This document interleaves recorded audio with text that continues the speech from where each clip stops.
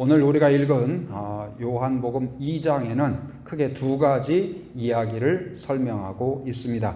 한 가지는 지난주에 우리가 살펴보았던 정말 놀라운 그 은혜, 기적을 보았죠. 무엇입니까? 갈릴리 가나라는 곳에서 결혼식이 있었는데 결혼식에 꼭 있어야 할 포도주가 떨어지게 된 거예요. 포도주가 없어서 누가 쉽게 만들 수도 없고 가져올 수도 없는 아주 위급한 상황 가운데에서 마리아의 기도와 하인들의 순종을 통하여서 예수님께서 하나님 되심을 나타내는 기적을 베푸시죠. 그래서 물을 포도주로 만드심으로써 예수님이 하나님의 그 아들이심을 나타내고, 그리고 잔치가 중단되지 않고 더 큰 즐거움으로, 더 큰 그러한 그 축제로 만들어주신 그런 사건을 소개하고 있습니다. 그런데 오늘은 이제 본문은 두 번째 이야기인데 일명 성전 청결 사건입니다.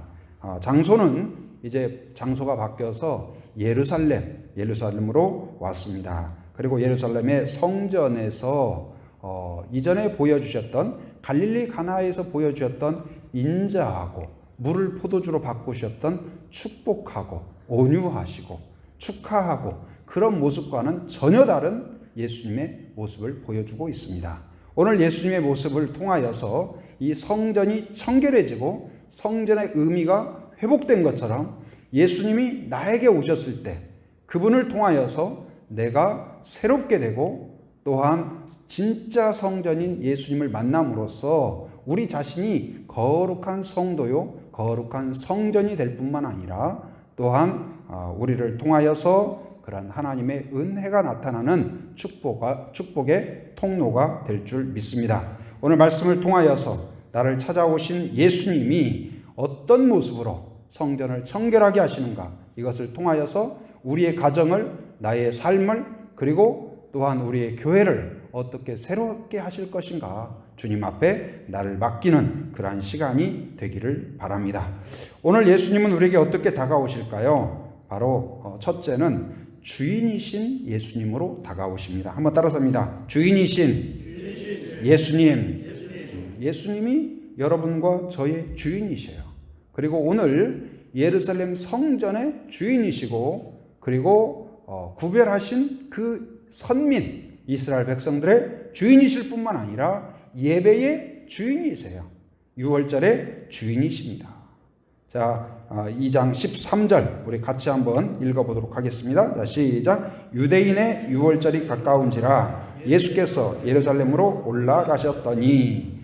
이제 유대인의 유월절, 유대인들은 이제 모세의 율법을 매우 중요하게 생각했습니다. 하나님께서 모세에게 율법을 허락하셨는데 율법의 내용 중에 하나가 무엇이냐? 그 절기, 3대 절기를 세우시고 이 절기에는 성인 남성들이 반드시 예루살렘 성전에 모여서 하나님께 제사를 올려드리도록 명령하고 있습니다.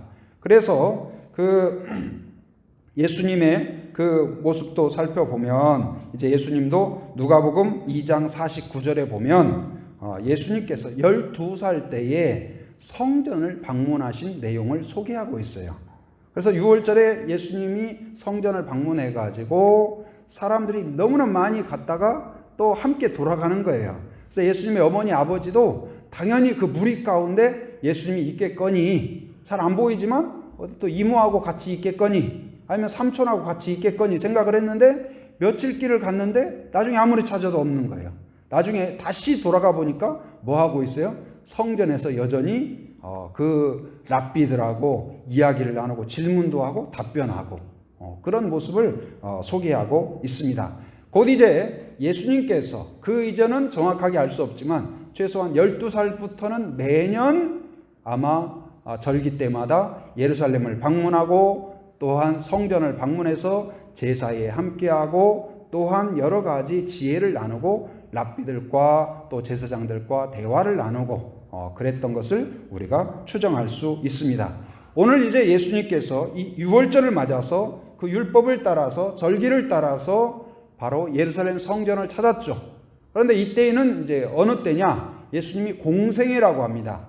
예수님이 대략 이제 30년간의 일반적인 생활을 하시고 3년 동안 공적으로 곧 자신이 이 땅에 오신 본질적인 목적을 나타내는 기간이죠.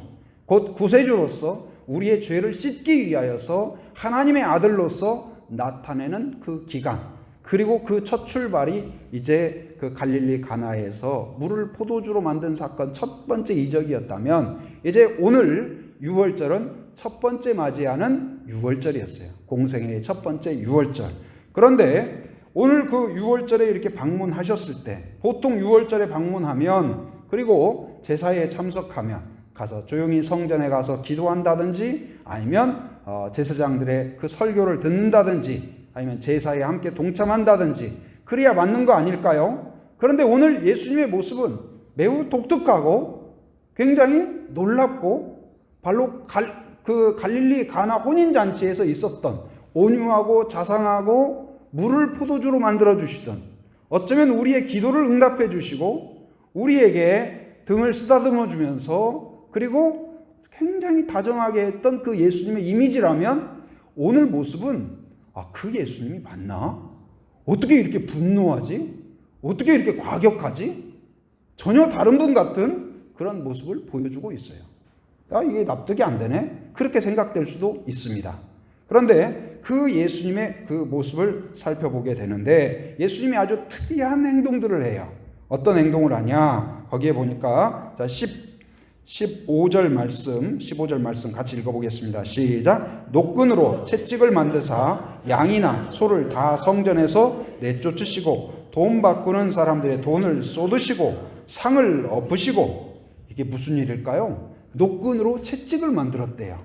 채찍을 만들어 가지고 그 성전에 있는 소와 양들이 막 그런데 갑자기 채찍을 들고 그냥 갈 때 그 양들을 향하여 야 가라 이렇게 한 것이 아니라 채찍을 막 휘두르면서 막 다 우리를 열어버리고.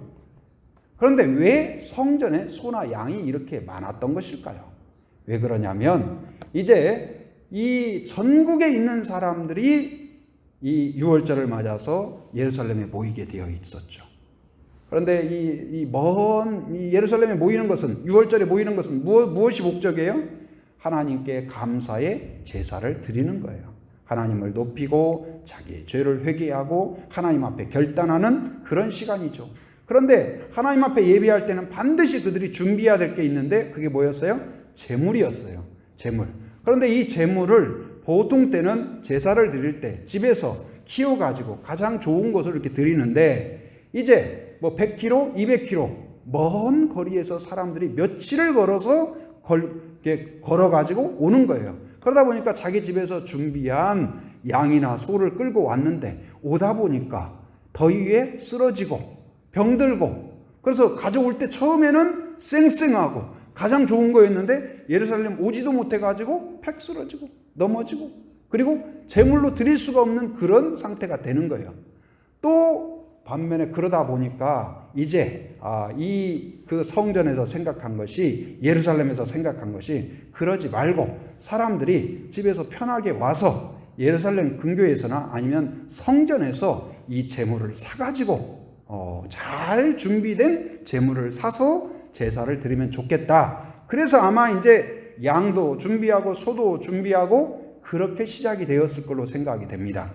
그런데 사람들이 그러다 보니까 이제 물론 오는 사람은 편리해서 좋을지 모르지만, 사람들이, 예루살렘에 있는 사람들이 어떻게 되었느냐? 이 유월절은 한마디로 한몫 챙길 수 있는 아주 성수기가 된 거예요. 사람들이 이제 전국에서 사람들이 몰려옵니다. 숙소가 부족합니다. 식당이 자리가 없습니다. 그리고 성전 안에도 이제 이 성전 안에 이 제물을 이제 하나님께 올려드리는데, 거기에서 이 성전에서 키운 소나 양이나 이런 것들을 이제 팔고, 이런 것들이 아주 빈번해진 거예요. 그러다 보니까 예수님이 성전을 찾았을 때, 여러분 교회에 왔는데 교회에 왔을 때 어떤 모습을 기대하세요? 보통 때는 저희 교회에 문을 열어놓고 또 환기도 시키고 그리고 조용히 음악을 틀어놓습니다.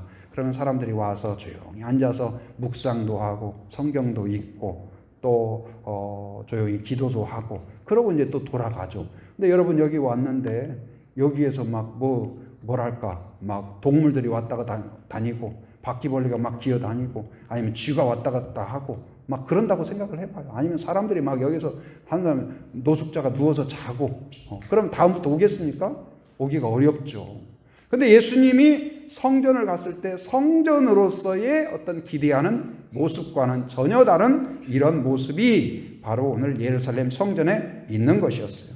그래서 그곳에서 노끈으로 채찍을 만들어서 바로 그 소나 양을 다 내쫓은 거예요. 근데 그도 그럴 것이 왜 그러냐면 그 소나 양을 그곳에서 이 성전이라고 하면 이제 성전이 크게는 세 군데로 구분이 됩니다. 하나는 이제 제사장만 들어갈 수 있는 곳이 있고 그 다음에는 유대인이 들어갈 수 있는 곳이 있고 그 다음에는 맨 마지막이 이방인들까지 가서 기도하는 곳인데 오늘 지금 소나 양이 막 장사하는 곳은 아마도 이방인들의 기도 처소였던 것 같습니다. 그런데 이 소를 사거나 양을 제물을 살려고 하면 어떻게 하냐면 사람들이 폭리를 취하는 거예요. 제사장의 묵인과 제사장의 결탁 가운데에서 이 폭리를 취하는데 어떻게 취하냐? 혹시나 어떤 사람이 양이나 소를 가까운 데에서 자기가 가지고 와서 제물로 내가 이걸 제물로 드리고 싶습니다 하면 제사장이 불합격을 주는 거예요. 불합격을 주고 우리가 키운 걸 써야 된다. 거룩한 거, 구별된 거, 우리가 엄선된 이 사료를 먹인 거 그런 걸로만 해야 된다. 그래서 그 소는 안 되고 이걸 사야 돼요. 그럼 그걸 사는데 어떻게 사냐? 이 소를 살 때, 이 양을 살 때에는 아무 돈으로 살 수 있는 게 아니에요. 밖에서 쓰는 로마의 화폐로 쓰는 게 아니고 성전 안에서만 쓰는 성전 화폐로 사야 돼요. 그래서 거기에서 돈을 바꿔야 돼요. 환전을 해야 돼요. 근데 문제는 뭐냐? 환전을 할 때 밖에서 1,000원이면 여기도 1,000원을 줘야 될 거 아니에요. 비율이 맞아야 될 거 아니에요. 그런데 예를 들어서 로마 화폐 10,000원을 갖다 주면 여기는 한 1,000원이나 2,000원만 주는 거예요. 성전 화폐로는. 그러니까 환율 차이에서 벌써 한 4배, 5배가 손실이 오는 거죠. 그리고 소나 양을 시장에 살 때에는 10,000원만 주면 한 마리 사는데 여기는 한 30,000원 받는 거예요. 그러다 보니까 이 어떤 하나님께 드리는 감사와 감격의 제사를 드리는 이런 절기가 오히려 일반 사람들에게, 유대인들에게는 어땠을까요? 굉장히 생계에 부담이 되고 오히려 감사와 찬양보다는 오히려 굉장한 상처가 되고 이게 도대체 뭐 하는 거냐? 그래서 굉장한 부담이 되는 거죠. 그런데 이러한 현실을 예수님께서 보시고 거룩한 처소에서 감사와 감격으로 하나님을 만나고 기도가 채워져야 될 그곳에 오히려 장사의 그러한 현장이 되고 또한 세상적인 욕심으로 가득 차 있는 그것을 보시고 오늘 굉장히 과격하게 이 채찍을 만들어서 다 내쫓으십니다. 그리고 또 어떻게 해요? 15절에 보니까 바로 돈을 쏟으셨다. 여러분 생각해 보세요. 여러분이 어느 식당에 가가지고 막 정신없이 막 사람들이 막 주인이 손님들을 맞이합니다. 그런데 갑자기 가가지고 이 카운터에 가서 카운터를 다 뒤집어 엎는다고 생각을 해봐요. 주방에 들어가가지고 3일 동안 끓여놓은 육수 막 팔팔팔 끓고 있어요. 그리고 비밀리에 만든 그러한 비법을 활용해가지고 몇 년 동안 숙성된 그런 고추장, 된장, 무슨 양념들을 활용해서 소스를 다 만들어놨는데 여러분이 그걸 가서 다 엎어버린 거예요. 그리고 손님들이 막 오니까 막 다 쫓아내버리는 거예요. 여러분 주인이 어떻게 하겠어요? 거기 사람들이 어떻게 하겠어요? 여러분에 대해서 어떻게 생각하겠어요? 오늘 지금 예수님에 대해서 사람들이 지금 이런 거 있죠. 뭐야 지금? 저게 뭐야 지금? 뭐 하는 거야 지금? 하면서 지금 유대인들이 따지는 거예요. 곧 예수님께서 평소의 모습과는 어디에도 성경에 어디에도 예수님이 이렇게 과격하게 나온 적이 없어요. 근데 왜 이렇게 하실 수 있었을까? 왜 이렇게 했을까? 저도 곰곰이 생각을 해봤어요. 근데 그것은 그래서 이 유대인들도 예수님한테 물어요. 당신이 뭔데? 당신이 무슨 권리로? 도대체 지금 뭐 하는 짓이야? 여러분 이렇게 물어보지 않을까요? 유대인들도 그렇게 물었다니까요. 자, 18절 같이 한번 읽어봅니다. 이에 유대인들이 대답하여 예수께 말하기를 내가 이런 일을 행하니 무슨 표적을 우리에게 보이겠느냐. 그러니까 한마디로 말하면 네가 뭔데 지금 이따위 짓을 하고 있는 거야. 지금 그런 말이에요. 그러자 예수님이 뭐라고 이야기합니까? 19절 같이 읽어봅니다. 자, 시작. 예수께서 대답하여 이르시되 너희가 이 성전을 헐라 내가 사흘 동안에 일으키리라. 그런데 그 앞전에 보면 힌트를 찾을 수 있는데 예수님이 이렇게 한 행동이 왜 그러냐면, 자, 16절 말씀 같이 읽어봅니다. 자, 시작. 비둘기 파는 사람들에게 이르시되 이것을 여기서 가져가라. 내 아버지의 집으로 장사하는 집을 만들지 말라. 이 집이 누구 집이라는 거예요? 아버지의 집. 아버지의 집은 누구의 집이에요? 하나님의 집. 그리고 그 하나님의 집은, 아버지의 집은 또 누구의 집이에요? 내 집인 거예요. 내 집. 예수님의 집. 곧 이 성전의 주인은 누구예요? 예수님이세요. 예수님. 곧 이 성전은 뭘 모델로 만든 거냐? 원래 성막, 성소를 모델로 만들었어요.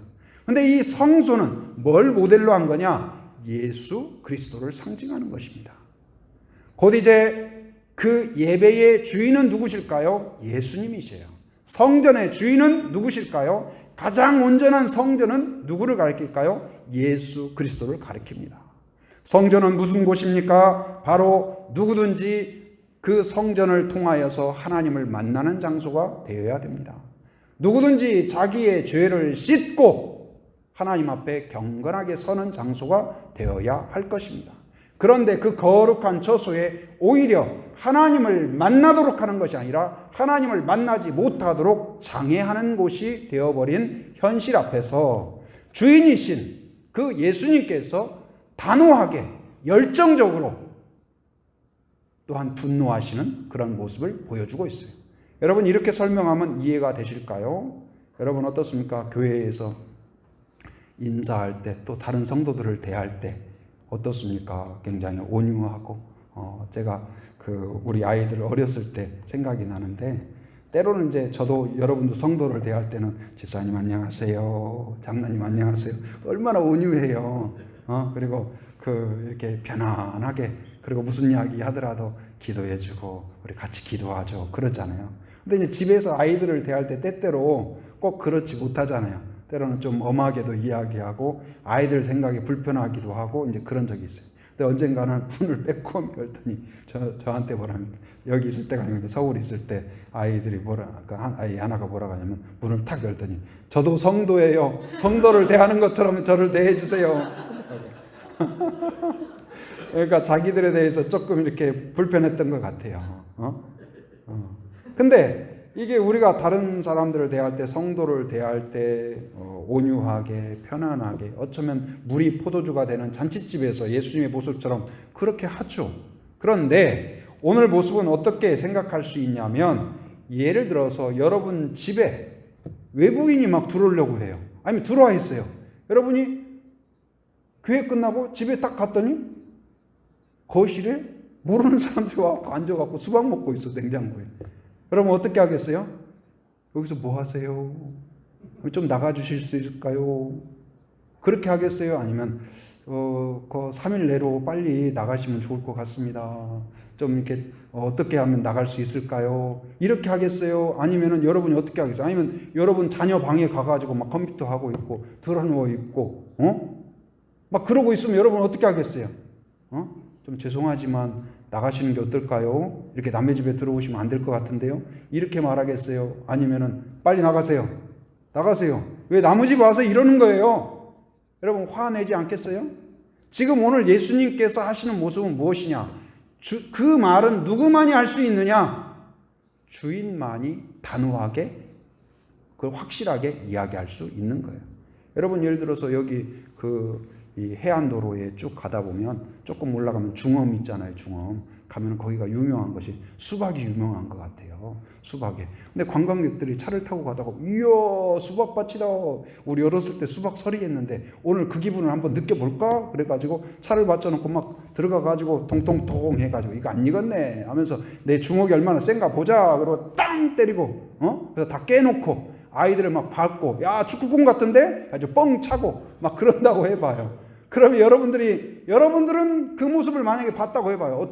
분명히 관광객 같은데, 야, 저 사람들 뭐 하는 거지? 막 이 아이들이 막 거기에서 막 노래 막 신나가지고 수박을 차고 던지고 거기서 무슨 뭐 스포츠 경기하듯이 막 그러고 있는 거예요. 그럼 여러분들 차를 멈추고 얘들아 너희들 뭐 하는 거야? 아저씨 여기서 지금 뭐 하는 거예요? 나가세요. 아마 대부분의 사람들은 그렇게 그냥 안 하고 좀 이상하네 좀 뭐 하는 거야 하고 그냥 지나칠 거예요. 그러나 그 광경을 만약에 그 주인이 보았다면 어떻게 할까요? 주인도 그냥 뭐 하는 거야? 참 재밌게 노네. 그래 신나게 놀아라. 아이들 때는 신나게 놀아야지. 아니면 조금 이따 나가겠지. 좀 기다리면 될까? 주여 빨리 나가게 하여 주옵소서. 그렇게 할까요? 아마 그렇게 하지 않을 거예요. 당장 달려가서 지금 뭐 하는 것입니까? 빨리 나가세요.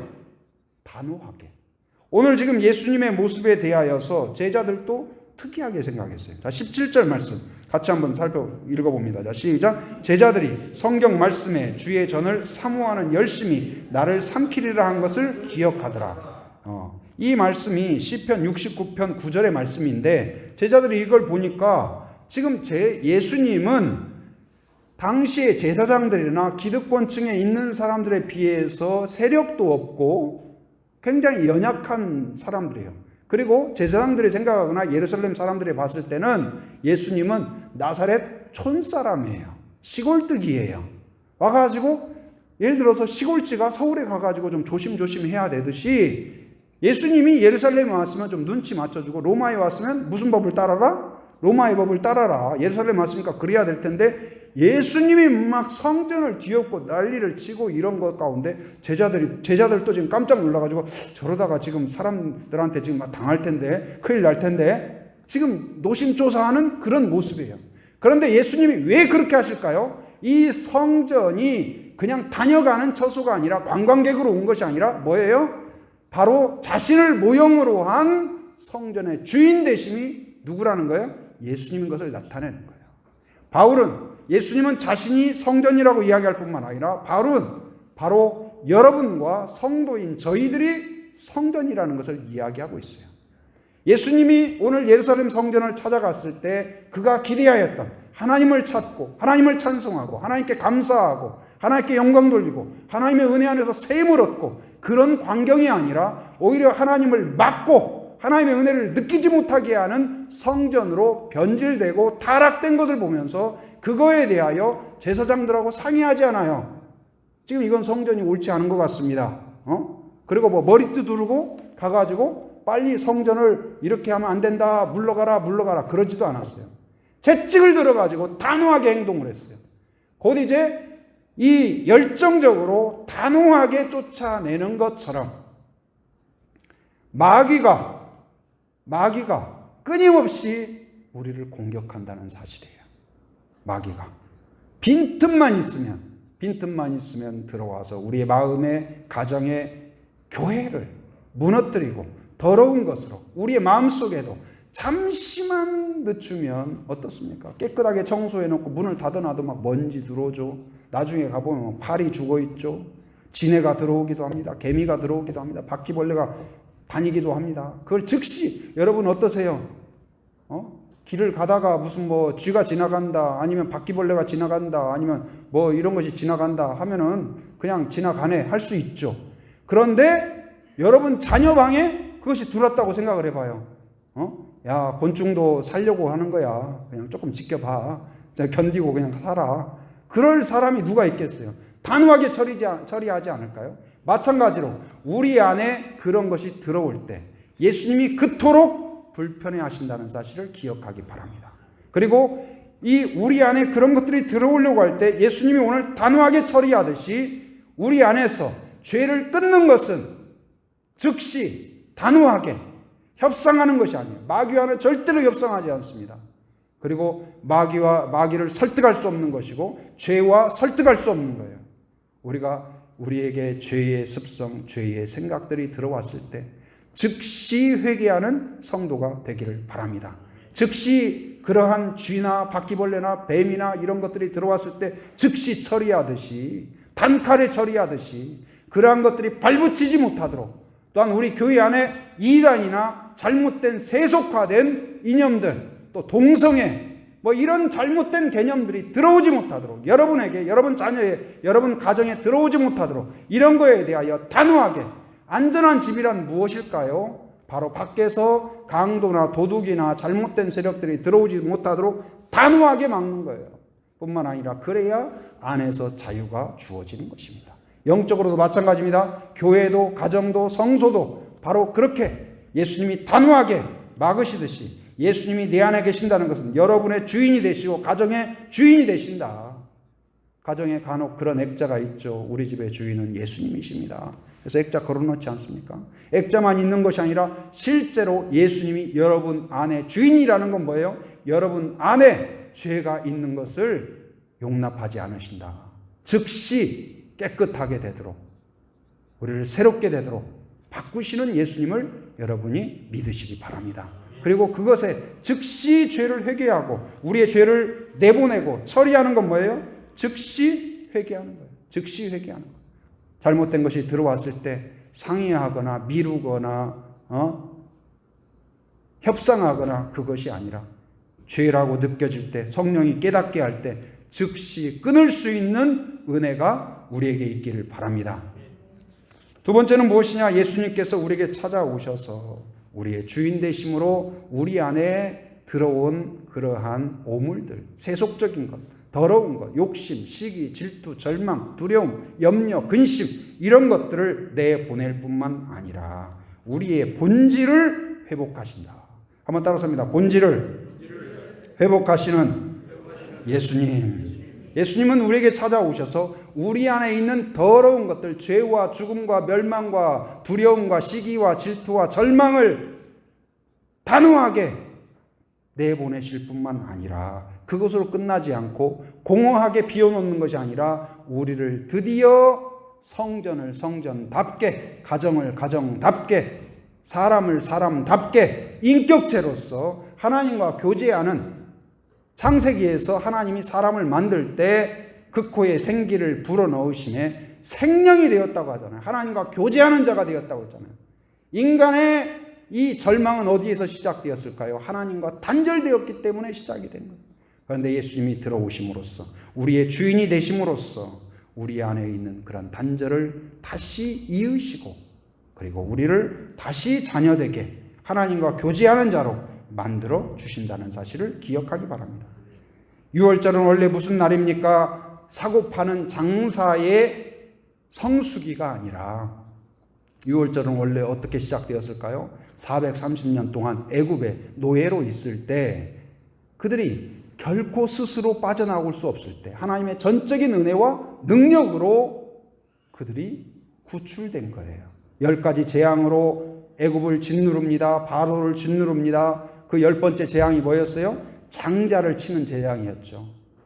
애굽에 있는 모든 사람들의 장자를 다 죽였어요. 그리고 모든 동물의 첫 새끼를 다 죽였어요. 그런데 다 죽었는데 한 지역은 안 죽은 거예요. 어디일까요? 고센 땅이라는 곳인데 그곳은 그 비밀을 하나님께서 모세를 통하여 알려주었어요. 내가 이런 재앙을 내릴 거다. 그런데 양을 잡아서 그 양의 피로 문설주를 바르면 이 재앙이 넘어갈 것이다. 그래서 그걸 믿음으로 받아들인 사람, 그리고 믿음으로 순종한 사람은 다 살았어요. 심지어 누구까지요? 유대인 옆에 사는 이집트 사람 중에 어떤 사람이 갑자기 고센 땅에 있는 사람들이 막 이렇게 치라는 거예요. 평소에도 그 유대인 친구가 있어가지고 그 하나님에 대한 신앙을 조금 받아들일까 말까 했는데 지금 이런 일이 있다고 귀띔을 해주니까 자기도 양을 잡아가지고 혹시나 하는 마음에 작은 믿음으로 했어요. 살았을까요? 죽었을까요? 살았다니까요. 이방인이냐 유대인이냐 이게 중요한 것이 아니라 믿음으로 받아들이느냐, 믿음으로 순종하느냐, 불순종하느냐, 이게 중요한 거예요. 곧 이제 그래서 그들이 그걸로 인하여서 살아난 거예요. 그리고 홍해를 건너서 구출된 겁니다. 그래서 6월절이란 무엇일까요? 우리 존재의 근원이 되었고 이스라엘의 탄생이 되었고 하나님의 은혜의 기적이 되었어요. 그래서 이것을 기뻐하고 감사하고 하나님을 기억하고 하나님을 위하여만 살기로 결단하는 것이 유월절의 정신이죠. 곧 이제 유월절에 단지 동물을 사다가 제사하고, 그들에게 있어서는 그냥 동물을 비싸게 사든 어떻게든 사가지고 제사하고, 안 하면 안 될 것 같은 억지로 불편한 가운데 하는 그런 절기가 아니라 그 본질의 제사로, 본질의 정신으로 새롭게 하신 거예요. 여러분, 예배에 참석하는 것이, 또 신앙생활이 타성에 젖어서 그냥 형식적으로 부담 가운데 안 하면 안 될 것 같으니까 그냥 해오던 거니까 그 정도가 아니기를 바랍니다. 주님이 우리의 주인이 되셔서 바로 나를, 내 안에 있는 죄를 씻고 끊고 단호하게 처리할 뿐만 아니라 깨끗하게 하실 뿐만 아니라, 그리고 그분께서 예배의 본질을 회복하셔서 예배를 통하여 하나님을 만나고 경험하고 체험하고, 그리고 그분의 초청 가운데 여러분이 온전히 거하는 은혜가 있기를 바랍니다. 예수님께서 말씀하셨죠. 뭐라고 하셨습니까? 바로 수고하고 무거운 짐진 자들아 다 내게로 오라. 내가 너를 쉬게 하리라. 곧 이제 예수님은 바로 그들을 단지 죄에서 끊을 뿐만 아니라 예수님을 만남으로써 온전히 회복되고 거기서 새로운 소망을 찾도록 만드시는 거예요. 예배란 무엇입니까? 성전이란 무엇입니까? 죄인이 하나님을 만남으로 깨끗함을 회복하고 바로 하나님과 교제하는 자가 되고, 죄인이었던 자가 하나님의 자녀로 회복되는 것이죠. 마치 목욕탕에 땀과 때가 있어서 냄새나는 몸으로 들어가지만 목욕탕을 다녀오면 어떻게 돼요? 깨끗하게 되는 것이죠. 새 옷을 갈아입는 것입니다. 바로 예배란 그런 것입니다. 성전이란 그런 것입니다. 여러분이 예배를 통하여, 기도를 통하여서, 하나님과의 만남을 통하여, 성전이신 예수님을 통하여서 여러분과 여러분의 가정이 매일매일 본질을 회복하고 하나님의 자녀됨을 회복하고 소망을 회복하고 믿음을 회복하는 그런 은혜가 있기를 바랍니다. 어느 가정에서 그런 풍경이 있을 수 있죠. 엄마 아빠가 외출을 했습니다. 좀 늦어졌어요, 예상보다. 그러다 보니까 아이들끼리 자기들끼리 라면도 끓여 먹고 편의점 가서 과자도 사다가 먹고, 엄마도 안 계시고 아빠도 안 계시니까 막 게임도 하고 자기들끼리 막 방방 뛰고 막 그랬습니다.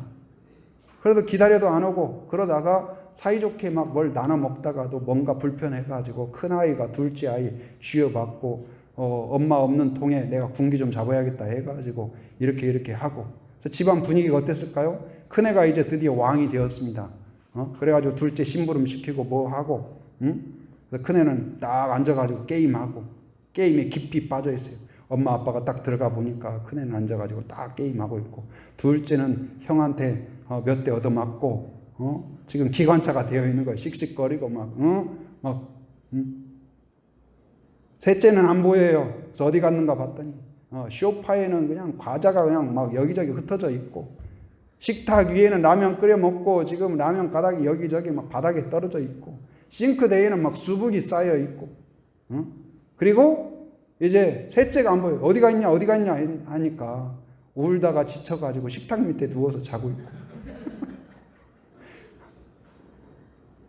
그대로 두면 그 집은 절대로 정상이 안 돼요. 그런데 누가 오면 정상이 돼요?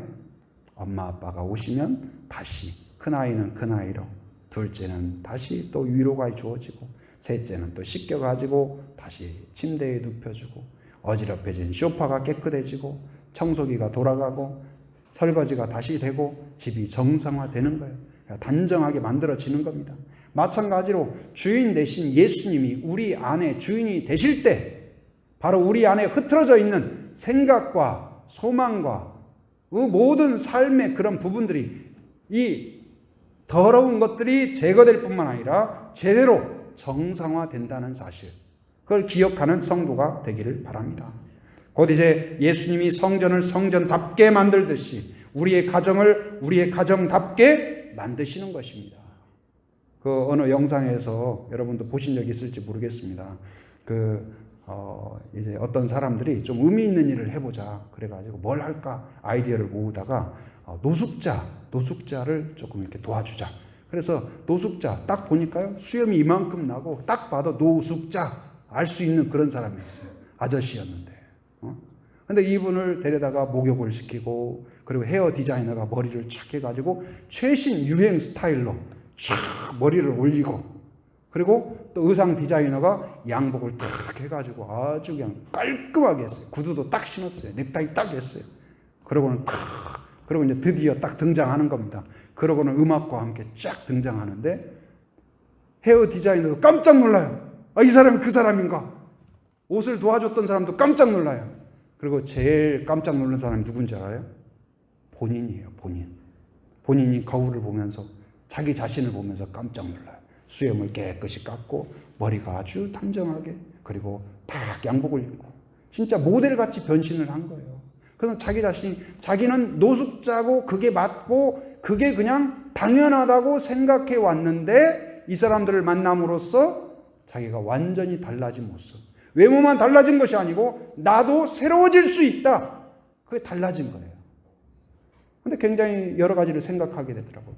여러분, 그냥 당연하다고, 어쩌면 그 오물과 더러움과 죄와 그런 습관들이 당연하다고 생각했던 우리들이 예수님이 찾아오심으로써 오늘 성전을 성전답게 하듯이 우리의 가정을 새롭게 해 주실 줄 믿습니다. 또한 나를 새롭게 하여 주옵소서. 내 안에 끊지 못한 죄, 더러운 것들, 잘못된 습관들, 오늘 협상하는 것이 아니라, 죄에 대해서 협상하는 것이 아니라, 마귀와 협상하는 것이 아니라, 논의하는 것이 아니라, 오늘 예수님이 과감하게 노끈을 들어서 쫓아내듯이, 단호하게 행동하듯이 죄에 대해서는, 마귀에 대해서는 단호함이 있는 여러분이 되기를 바랍니다. 그래야 하나님의 은혜 안에서 온전한 성전이 되고 거기에서 온유하신 하나님의 은혜를 누릴 수 있을 것입니다. 곧 이제 예수님이 오셔서 바로 리모델링을 하듯이 곰팡이 핀 벽들을 다 긁어냅니다. 그리고 완전히 새로운 모습으로. 지난 주중에 이제 개업 신방을 갔었는데, 그곳이 원래는 그 창고처럼 있었던 곳이래요. 아마도 뭐 그 전 모습을 제가 보지는 않았지만 아마도 창고처럼 있어서 여러 가지 뭐 쌓여 있고 그랬겠죠. 근데 저희들이 이렇게 딱 내려가서 봤는데 깜짝 놀랐어요. 조명과 여러 가지 딱 그 창의 모습을 보니까 아주 달라진 모습. 그렇게 깨끗하고, 야, 우리 집도 이랬으면 좋겠다 싶을 정도로, 우리 교회도 좀 이렇게 고치고 싶다 싶을 정도로 그렇게 너무 예쁘게. 그래서 요즘 참 멋지다, 그런 생각이 들었어요. 근데 예수님이 우리를 오시면 우리를 리모델링 하신다. 우리를 새롭게 하신다. 새롭게 하신다. 제가 그 서울에 있을 때 음악하는 그 자매들이 이 이름을 지어달라고 제가 이제 간간히 뭐 좀 글도 좀 써서 이렇게 하고 하니까, 목사님, 문학성을 발휘해서 이름을 지어달래요. 그래서 이름을 짓는데 그때 악기가 하는 사람이 피아노하고 플룻하고 클라리넷 3사람이었어요. 그래서 어떻게 할까? 사람들이 잘 이해하고 좀 편안하게 받아들이고 어떻게 좋은 이름을 지을 수 있을까? 그래서 한 자씩, 악기 이름에서 한 자씩 따면 좋겠다. 그래서 이게 그 플룻에서 풀, 그 다음에 이 클라리넷에서 리, 그 다음에 피아노에서 피 하니까 풀피리가 되더라고요. 그래서 풀피리 하니까 너무 약간 좀 유치해. 이거 좋기는 한데.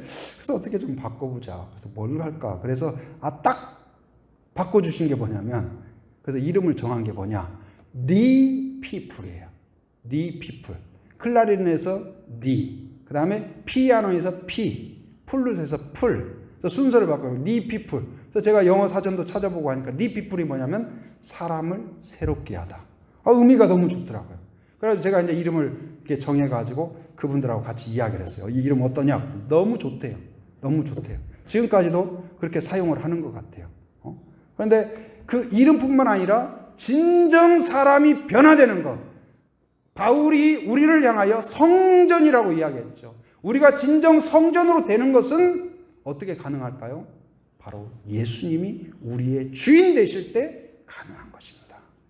주님이 우리를 다스리고 인도하시고 우리의 죄를 끊어내시고 거기에 순종하고 우리의 본질을 회복시킬 때 성도답게 기도로 채우고 믿음으로 채우고 헌신으로 채우고 결단으로 채우고 순종으로 채우는 그런 성전이 될 수 있기를 바랍니다. 이제 우리 안에 깃들어 있던 모든 그런 욕심과 세속화된 것, 잘못된 것들을 오늘 예수님이 노끈을 들어 쫓아내듯이 하나님 주인 되신 그 예수님이, 그리고 우리가 주인된 마음으로 우리의 가정에서 쫓아낼 뿐만 아니라 바로 성전에 당연히 있어야 할 기도와 찬송과 감사와 헌신과 믿음과 결단과 예배가 풍성하게 보석처럼 빛나게 채워지는 그런 성도, 그런 가정, 그런 우리 제주 한빛교회가 되기를 주님의 이름으로 축원합니다.